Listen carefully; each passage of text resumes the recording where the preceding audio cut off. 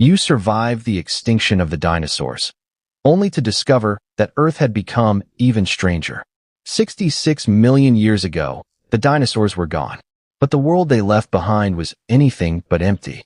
Their disappearance opened an evolutionary doorway, and something unexpected walked through it. Mammals. At first, many were small, vulnerable, almost forgettable. Then the rules changed.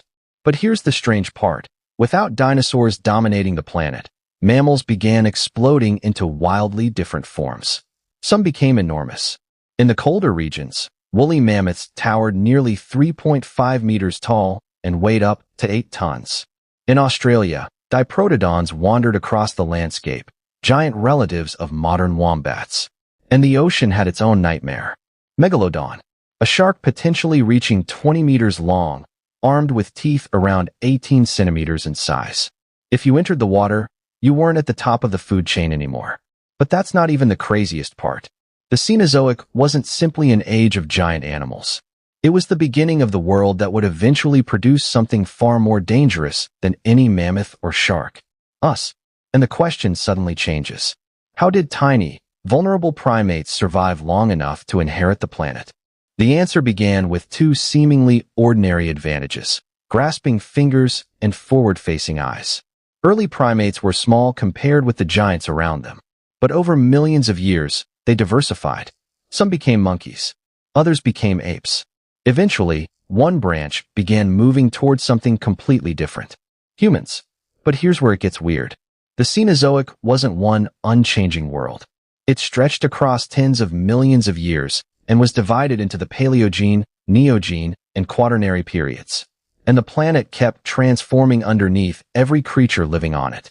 The Paleogene began relatively warm. Continents continued shifting. The Himalayas began rising.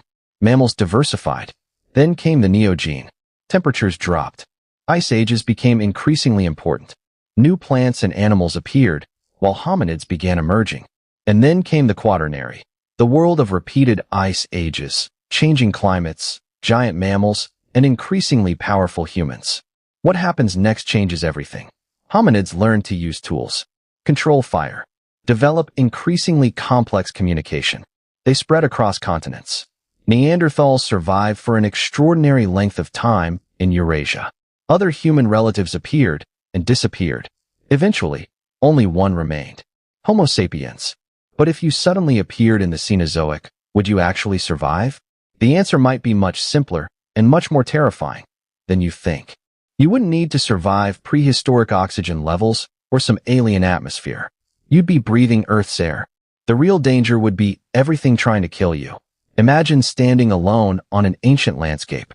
Giant mammals nearby. Unpredictable weather overhead. Plants you've never seen. Food that could make you violently sick. And this is where it gets weird. You are technically already living in the Cenozoic. It hasn't ended. We're still in the Quaternary period, living through the latest chapter of an era shaped increasingly by humans. Our technology, agriculture, cities, and ecosystems have transformed the planet on a scale earlier species never could. But here's the biggest twist. The Cenozoic began because one world ended. The dinosaurs disappeared, and an entirely new evolutionary experiment took their place. Now humans dominate the planet. So what happens if we disappear? Would another species rise into the empty space? Would mammals change again? Would giant creatures eventually return? Or would Earth simply continue without caring that we were ever here? Maybe the most terrifying thing about the Cenozoic isn't the Megalodon, the mammoths, or the ice ages. It's realizing that every dominant species eventually becomes part of the past. And if humanity vanished tomorrow, would the next chapter of Earth's history even remember us?